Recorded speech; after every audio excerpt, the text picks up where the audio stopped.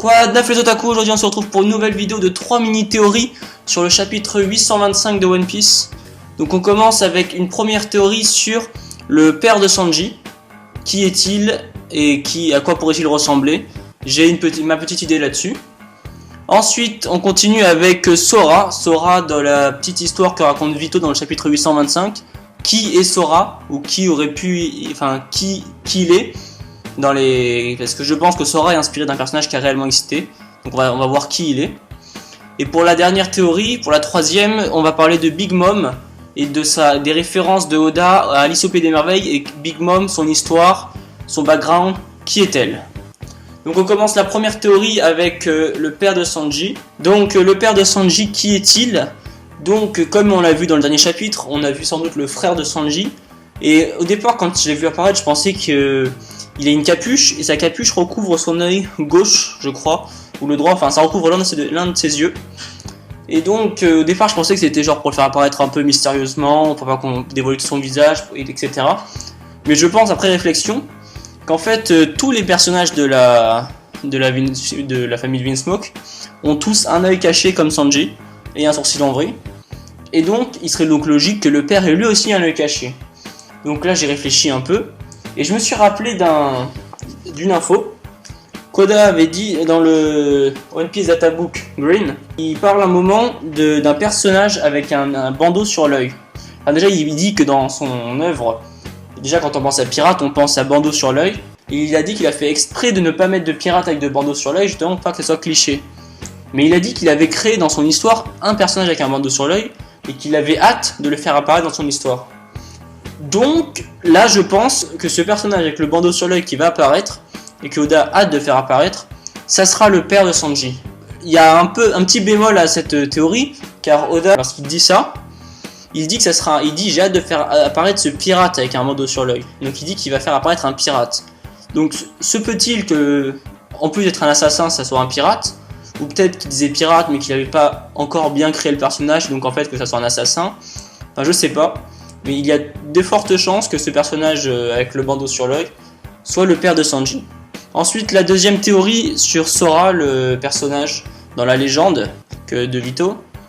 Donc ce personnage avec une mouette sur la tête ressemble fortement à Sangoku. Sangoku le Bouddha qui était l'ex-amiral en chef de la marine. Il se peut que Sora soit en fait le Sangoku.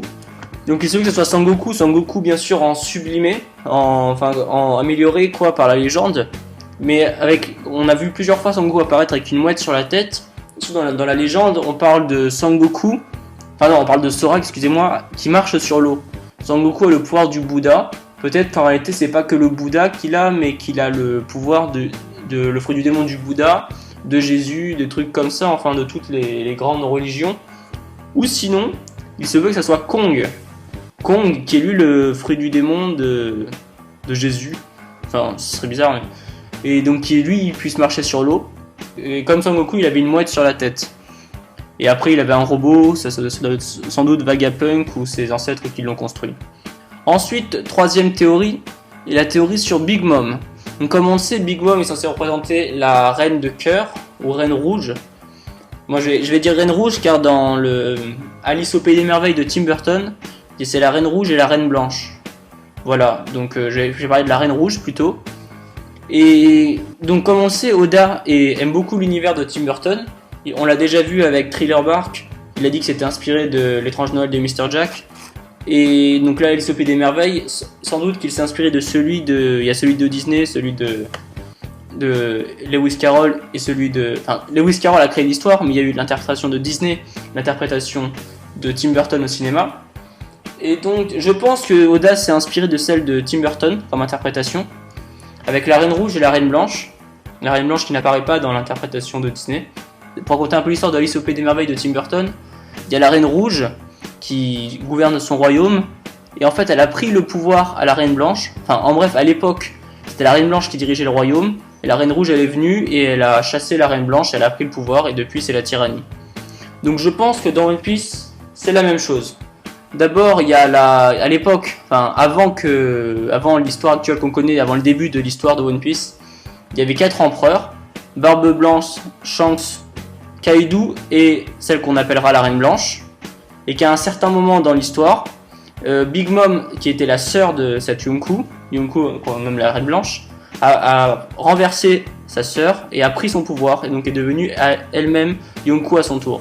C'est tout à fait possible car on a déjà vu Barbe Noire faire cela, devenir Yonkou après avoir tué Barbe Blanche, mais on peut imaginer qu'il est aussi possible, sans forcément tuer cette personne, de prendre sa place. Donc je pense qu'il y a eu à l'époque la sœur de Big Mom qui représente la Reine Blanche, qui était au pouvoir, et Big Mom qui représente la Reine Rouge a pris son pouvoir. Et donc je pense pas que sa sœur soit morte, et je pense aussi qu'elle va réapparaître durant la Tea Party. Car comme on sait dans Alice au Pays des Merveilles, il y a une Tea Party, donc c'est encore une référence à Alice au Pays des Merveilles. Mais donc comme on a vu sur une image du chapitre 825, on voit un moment derrière dans une image, dans le fond, on voit des gens qui ont des gros cadeaux dans les bras et qui transportent ces cadeaux. On voit ces personnes transporter ce cadeau. Donc je pense, j'ai deux hypothèses là-dessus. Soit c'est un cadeau comme un dîner ou un gala, on ramène au roi ou à la reine, en l'occurrence Big Mom, un cadeau, un petit présent, genre on ramène, c'est comme des fois quand on va chez quelqu'un, on lui ramène une bouteille de champagne, des fleurs, des gâteaux au chocolat, enfin des trucs comme ça, genre un cadeau de venue. Donc je pense que chacun des invités doit ramener son petit cadeau. Soit c'est l'anniversaire de quelqu'un, peut-être même l'anniversaire de Big Mom elle-même, et tout le monde ramène un cadeau pour Big Mom. Donc je pense que durant la Tea Party, à un moment il y aura un gros cadeau qui sera posé, genre le plus gros des cadeaux, et Big Mom elle sera trop contente et tout. Et en fait dans ce cadeau à un moment, il y a la Reine Blanche, ou peut-être pas la Reine Blanche elle-même, mais les gens d'équipage de la Reine Blanche qui vont sortir de ce cadeau, un peu style genre le cheval de Troie, et qui vont foutre le bordel durant le truc, et genre Capone Beige, en fait c'est un traître, il va se révolter Capone Beige, et avec Vito ils vont tuer tout le monde. Je vois un peu le genre de truc, où la Reine Blanche elle veut reprendre son pouvoir, et elle fait un cheval de Troie pour reprendre le pouvoir.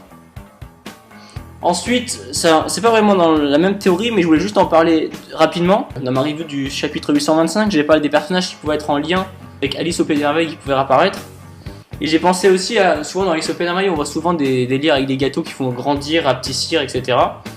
Donc peut-être à Lily, mais Lily apparaît dans un épisode hors série durant l'arc Z. Donc je pense pas qu'elle va être introduite dans l'histoire, dans la trame principale. Mais sinon je pensais au commandant de la flotte de Luffy, parce qu'il faut bien qu'il serve à quelque chose. Peut-être que les Tontata et Ajarun, je crois que c'est ça, le géant, ils vont venir durant cet arc, parce qu'il y a un géant, un nain, c'est un peu dans le même délire. Ils vont venir aider Luffy durant cet arc. Voilà, c'est la fin de cette vidéo, j'espère que ça vous aura plu. Dites-moi ce que vous en avez pensé et dites-moi vous vos hypothèses. Si ça vous a plu, n'hésitez pas à mettre un pouce bleu et abonnez-vous. Ciao!